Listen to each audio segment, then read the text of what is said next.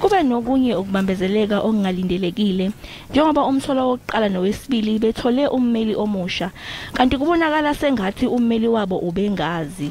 There was no communication from the new legal rep on record towards us. We only found out today this morning in court.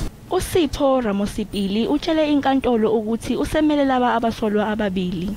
I received these instructions on Thursday afternoon while I was at court in Randburg.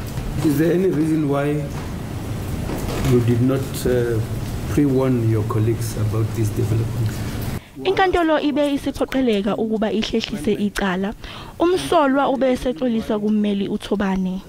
My lord, what I would like to bring forward before this honorable court is that Advocate Titi Thobane should not be hurtful by this development that transpired in this court. The issue is that there are issues that we just want to fix and correct. So it's water under the bridge. I will talk to him as he says so, but there was no need for him to feel bad about it.